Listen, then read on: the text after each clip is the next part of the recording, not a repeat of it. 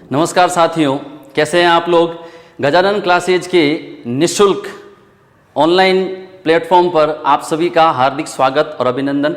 आशा करता हूं इस कोरोना काल में आप लोग अपने घर में एकदम स्वस्थ होंगे और यह भी उम्मीद करता हूं कि आप ज़्यादा से ज़्यादा हमारे इस प्रयास को अपने काम में ला सकें और घर बैठे अच्छी से अच्छी हर प्रतियोगी परीक्षाओं की तैयारी कर सकें।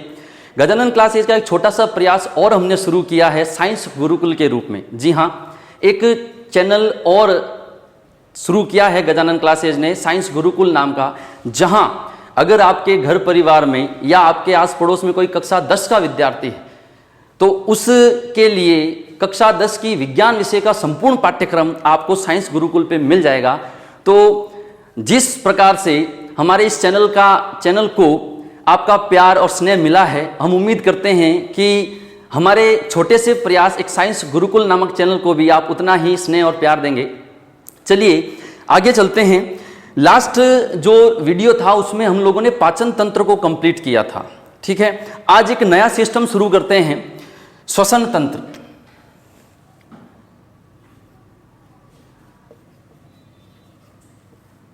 श्वसन तंत्र, ठीक है। देखिए, श्वसन तंत्र को शुरू करने से पहले हमें यह जानना होगा कि श्वसन क्या होता है, ये क्या है। तो प्यारे विद्यार्थियों, श्वसन एक ऐसी क्रिया है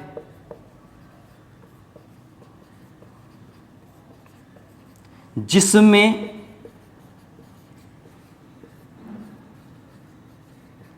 ग्लूकोज का अपघटन होता है। क्या होता है? ग्लूकोज का अपघटन होता है। देखिए, श्वसन का मतलब ये कतई नहीं है नॉर्मली, जैसे कि हम आज तक पढ़ते आए हैं कि भाई श्वास अंदर लेना और छोड़ना, ये श्वसन की एक सामान्य सी परिभाषा है। लेकिन श्वसन का वास्तविक अर्थ ये हो गया कि जो श्वसन क्रिया के दौरान हम लोग ऑक्सीजन हम अंदर ग्रहण करते हैं, उस ऑक्सीजन के द्वारा भोजन का क्या होता है? ऑक्सीकरण होता है। और उस ऑक्सीकरण की क्रिया के फलस्वरूप ऊर्जा उत्पन्न होती है। क्या उत्पन्न होती है? ऊर्जा। और भोजन के अंदर भी मुख्य रूप से ग्लूकोज का अपघटन होता है और उस ग्लूकोज के अपघटन के दौरान CO2, जल और ऊर्जा का निर्माण होता है। यह है श्वसन की प्रक्रिया, ठीक है। तो चलिए, श्वसन क्या है? एक ऐसी क्रिया है जिसमें ग्लूकोज का अपघटन होता है, या ऐसा कह सकते हैं श्वसन क्रिया में ऑक्सीजन द्वारा ग्लूकोज के अपघटन के फलस्वरूप CO2, H2O तथा ऊर्जा का निर्माण होता है। क्या होता है? ऊर्जा का निर्माण होता है, ठीक है। कुछ बेसिक सी बात है, श्वसन क्या है उसके बारे में। तो श्वसन क्या है? ऑक्सीजन द्वारा किसका अपघटन होता है? ग्लूकोज का अपघटन होता है। और उसमें बनता क्या है? एक तो CO2 बनती है, एक H2O बनता है और साथ में क्या बनती है? ऊर्जा, ठीक है। अब देखिए, इसकी एक मैकेनिज्म कहें या अभिक्रिया कहें केमिकली फॉर्मूला के रूप में, तो अपन लिख सकते हैं C6H12O6।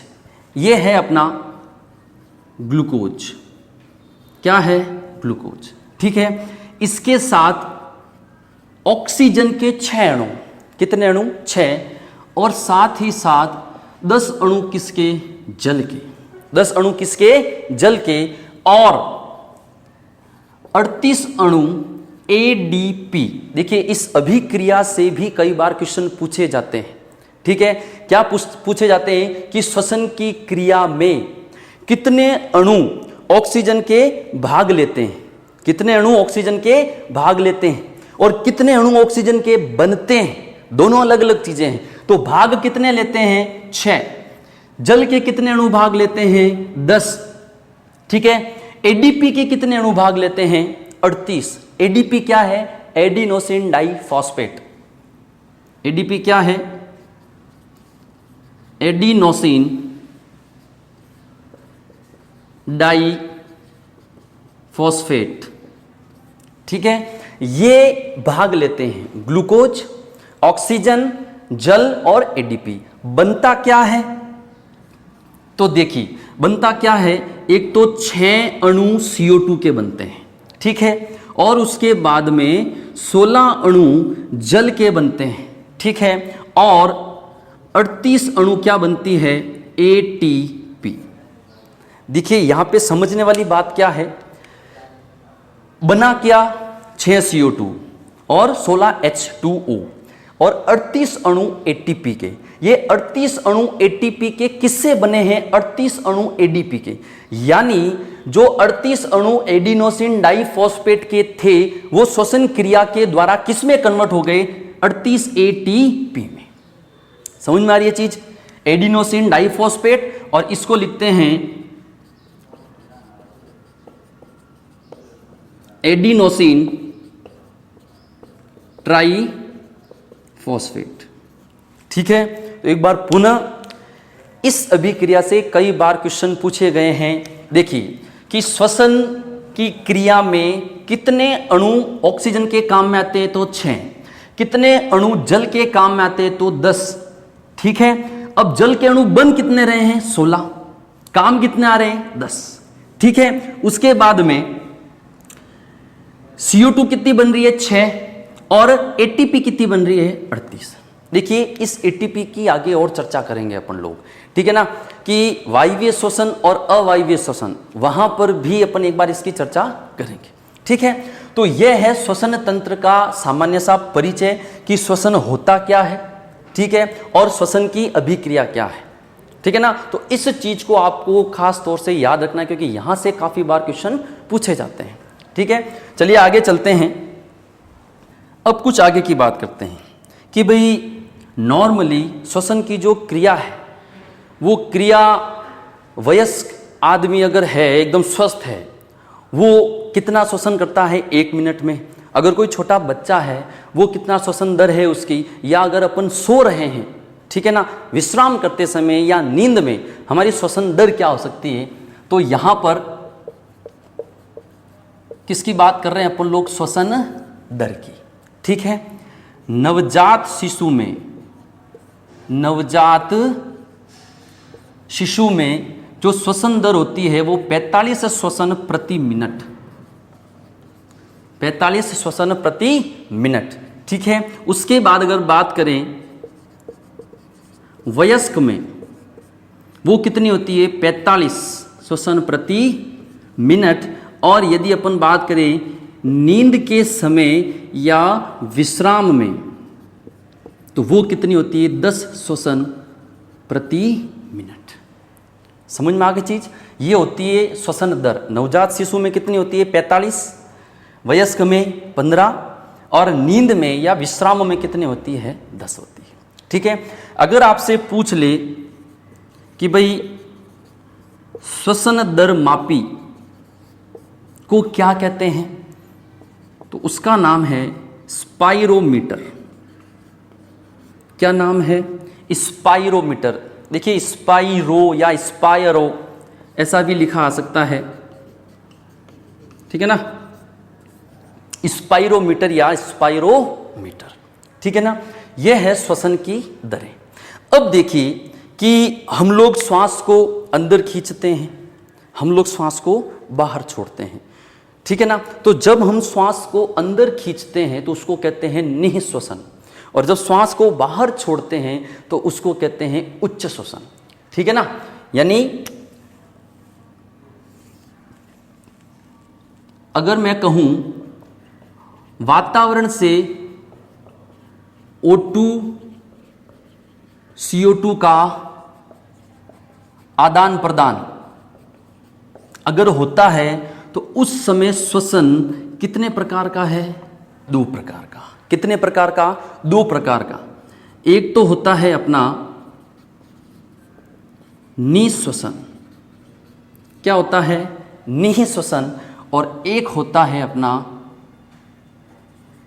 उच्च श्वसन, एक क्या होता है निःश्वसन, एक होता है उच्च श्वसन। ठीक है, निःश्वसन के अंदर क्या करते हैं हम लोग, तो निःश्वसन में श्वास को अंदर लेते हैं, श्वास को अंदर लेते हैं। ठीक है, दूसरी चीज इसके बारे में क्या है, यह एक सक्रिय प्रक्रिया है। यह एक कैसी क्रिया है, सक्रिय क्रिया है। ठीक है, और तीसरी चीज, इसमें टाइम कितना लगता है, तो इसमें समय लगता है साथियों 2 सेकंड का। कितना समय लगता है, 2 सेकंड का। देखिए कंपटीशन एग्जाम में क्वेश्चंस को पूछने का ट्रेंड बदल गया है। ठीक है ना, काफ़ी सारी नॉर्मल सी चीज़ें हैं जो अपन शुरू से पढ़ते आते हैं और काफ़ी बार वो एग्जाम में पूछी जा चुकी है, लेकिन अब प्रश्नों को पूछने का पैटर्न चेंज हो गया है, इसलिए थोड़ा सा डीप वो क्वेश्चन को पूछ लेते हैं और हम उस सवाल को गलत कर जाते हैं। तो कोशिश यही रहेगी कि जितना हो सके इस वाइट बोर्ड पे जो लिखा हुआ है उससे आपके बाहर ना जाए। ठीक है, तो देखिए उसके बाद में अगर बात करें उच्च श्वसन की, ठीक है, उस श्वसन में क्या करते हैं, श्वास को बाहर छोड़ते हैं। क्या करते हैं, श्वास को बाहर छोड़ते हैं। ठीक है, अगली बात, यह निष्क्रिय प्रक्रिया है। और अगली बात, इसमें समय कितना लगता है, 3 सेकंड का। कितना टाइम लगता है इसमें, 3 सेकंड का समय लगता है। ठीक है, तो श्वसन दर की अगर बात करें, नवजात शिशु में 45, वयस्क में 15, नींद या विश्राम की अगर बात करें तो 10। ठीक है, फिर श्वसन दर मापी स्पाइरोमीटर या स्पायरोमीटर। ठीक है, उसके बाद अगर हम लोग वातावरण से एक्सचेंज करें, देखिए जो ऑक्सीजन है या जो भी श्वास वायु है या प्राण वायु है उसको वातावरण से एक्सचेंज करते हैं एक तो, और एक शरीर के अंदर भी उसका आदान प्रदान होता है। वातावरण से एक्सचेंज करते समय नाक द्वारा, नासिका द्वारा ऑक्सीजन ली जाती है और नासिका द्वारा ही CO2 छोड़ी जाती है। उस समय अगर पूछे तो श्वसन कितने प्रकार का, 2। निःश्वसन, नासिका द्वारा श्वसन को अंदर लिया, उच्च श्वसन, नासिका द्वारा श्वसन को बाहर छोड़ा। ठीक है, निःश्वसन कैसी प्रोसेस है, सक्रिय क्रिया है। कैसी क्रिया है, सक्रिय। उच्च श्वसन कैसी क्रिया है, निष्क्रिय। ठीक है, निःश्वसन में समय कितना लगता है, 2 सेकंड, और उच्च श्वसन में समय कितना लगता है, 3 सेकंड। ये तो हो गई बाहर की बात। अब श्वास अंदर ले ली, अंदर ले ली, वो श्वास कहाँ चली गई, फेफड़ों के अंदर। ठीक है, फेफड़ों का अंतिम हिस्सा होता है कुपिका। क्या होता है, कुपिका। उस कुपिका की एक बहुत पतली सी झिल्ली होती है। उस पतली सी झिल्ली के अंदर बिल्कुल महीन रक्त केशिकाएं पाई जाती है जिनमें रक्त प्रवाहित होता है। ठीक है ना, तो कुपिका और रक्त केशिका के अंदर भी गैसों का आदान प्रदान होता है। समझ में आई ना चीज, तो उसको अपन क्या कहते हैं, तो एक बार इसको वापस से देख लीजिए, फिर अपन उसकी बात करते हैं। ये तो गई बाहर की बात। अब अगर अंदर की बात करें तो एक होता है अपना अंतः श्वसन और एक होता है अपना बाह्य श्वसन। एक क्या होता है, अंतः श्वसन, एक क्या होता है, बाह्य श्वसन। ठीक है, देखिए अंतः श्वसन और बाह्य श्वसन। बाह्य श्वसन क्या है, सबसे पहले इसके बारे में बात करते हैं। तो देखिए, ऑक्सीजन से भरी कुपिका तथा रक्त केशिकाओं के मध्य गैसों के आंशिक दबाव के कारण गैसों का विनिमय। क्या कहलाता है? बाह्य श्वसन। मतलब देखिए, सामान्य सी बात है, ये अपनी नासिका है और नासिका के बाद ये श्वास ग्रसनी से होती हुई श्वास नली में जाती है।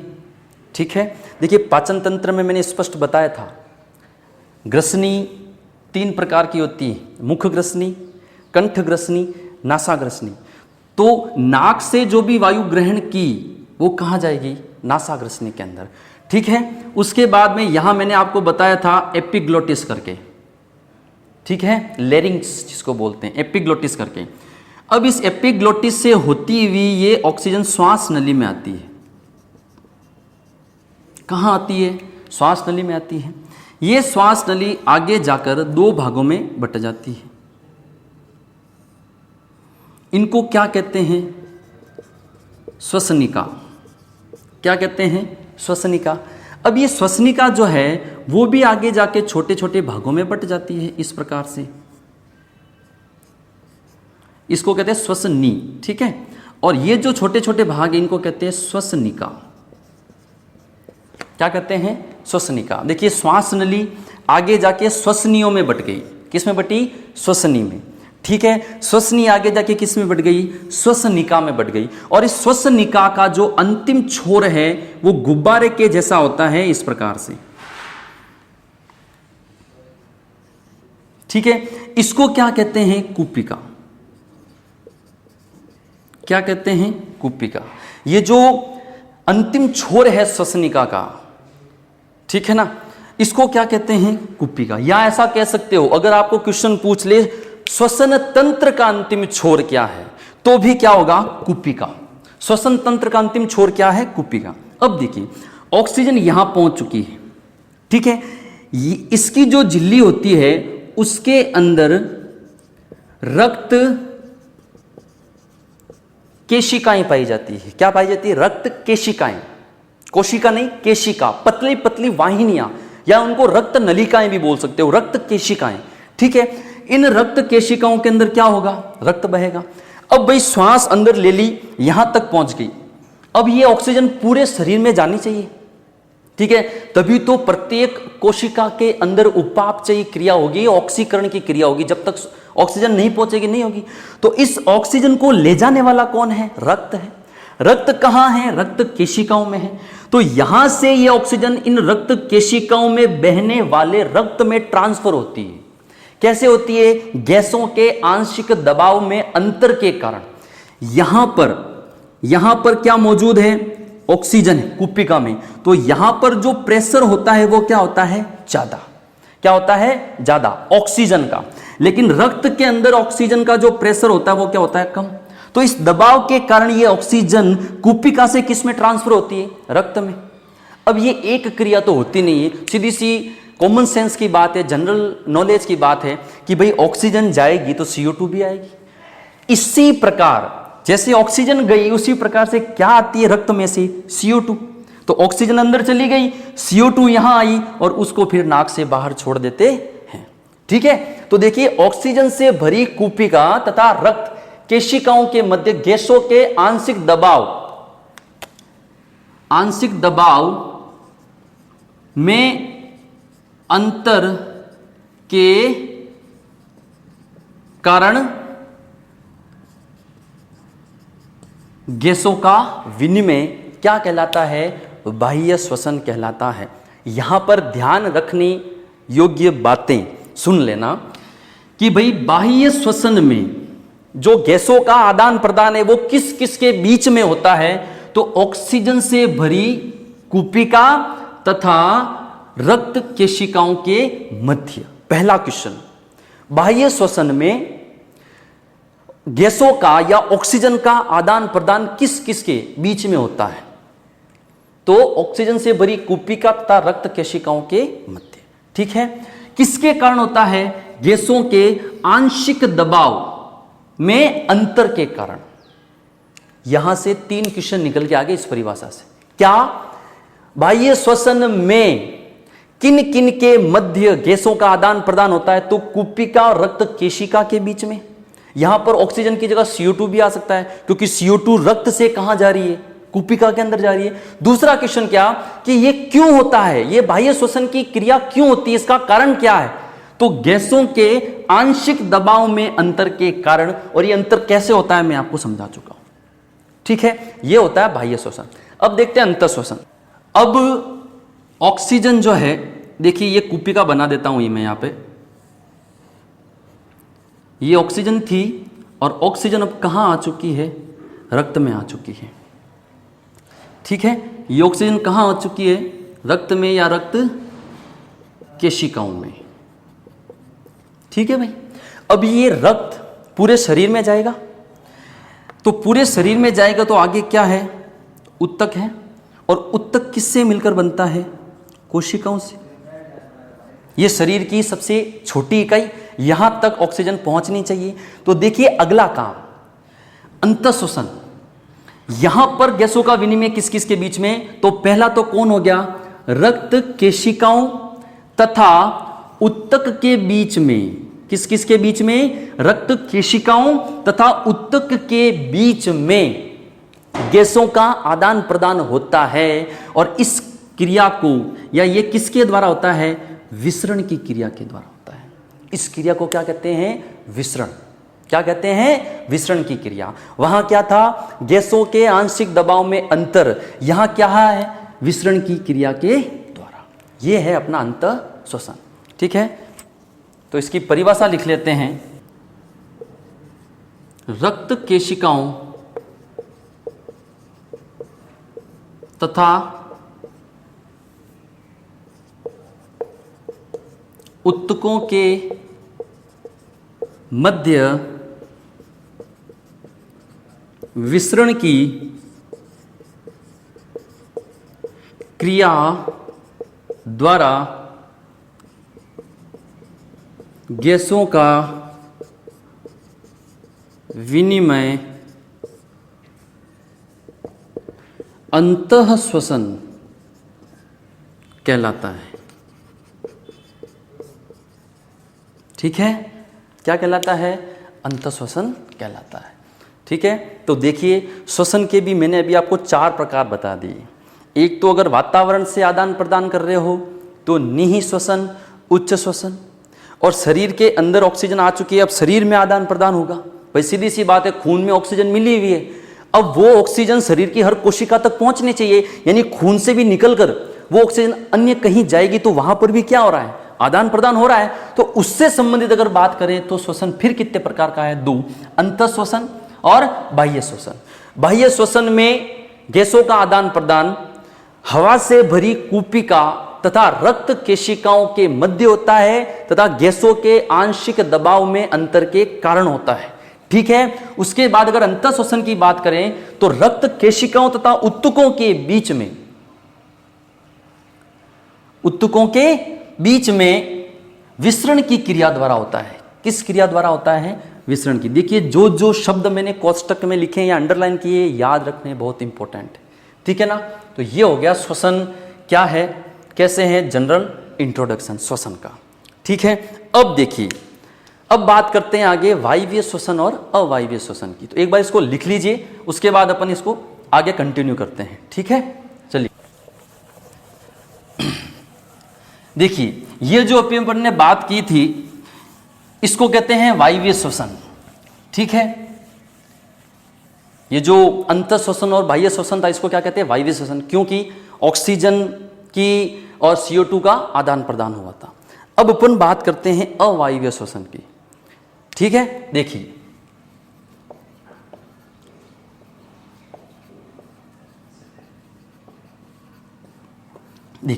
अवायवीय श्वसन भी 2 प्रकार का होता है। कितने प्रकार का होता है? 2 प्रकार का। क्या? एक तो अवायवीय श्वसन होता है पेशियों में। कहां होता है? पेशियों में, मसल्स में। एक होता है जीवाणु या कवक में। एक तो होता है पेशियों में, एक होता है जीवाणु या कवक में। देखिए पेशियों में क्या होगा? अधिक परिश्रम करने पर, अधिक परिश्रम करने पर क्या होगा? पेशियों के अंदर का जो ग्लूकोज है वो लैक्टिक अम्ल में बदल जाता है। किस में बदल जाता है? लैक्टिक अम्ल में। ठीक है, और इससे होता क्या है? पेशियों में दर्द व थकान महसूस होती है। पेशियों में दर्द व थकान महसूस होती है। अगली बात करें जीवाणु या कवक में, ठीक है ना। तो देखिए यहां पर जो ग्लूकोज है वो CO2 व एल्कोहल में बदल जाता है। किसमें? CO2 व एल्कोहल में। ठीक है, और एल्कोहल भी कौन सा? एथेनॉल। अगर एल्कोहल पूछे कौन सा बनता है तो एथेनॉल बनता है। कौन सा बनता है? एथेनॉल। अगली बात सुनिए, अगर आपको पूछ ले कि अवायवीय श्वसन का अंतिम उत्पाद कौन सा है, कौन सा अंतिम उत्पाद, तो क्या होगा? एथेनॉल। ये क्या है? अंतिम उत्पाद। और अगर पूछ ले कि अवायवीय श्वसन में ऊर्जा कितनी बनती है, तो सिर्फ 2 ATP। कितनी बनती है? 2 ATP। और वायवीय श्वसन में कितनी बनती है? 38 ATP। कितनी बनती है? 38 ATP। ठीक है दोस्तों, तो ये हम लोगों ने सिर्फ श्वसन कंप्लीट किया है, अभी तक श्वसन तंत्र शुरू नहीं किया है। तो इसको अच्छे से समझें, नोट्स बनाए हैं। ठीक है, मिलते हैं अपन अगले वीडियो के अंदर। तब तक के लिए एक बार फिर से आप सबका तहे दिल से धन्यवाद। धन्यवाद इसलिए क्योंकि आपने जो स्नेह दिया है गजानन परिवार को पिछले 1 सप्ताह के अंदर, वो काबिले तारीफ है। ठीक है, इसी तरह से वीडियो को शेयर करें, लाइक करें और चैनल को ज़्यादा से ज़्यादा सब्सक्राइब करें। धन्यवाद।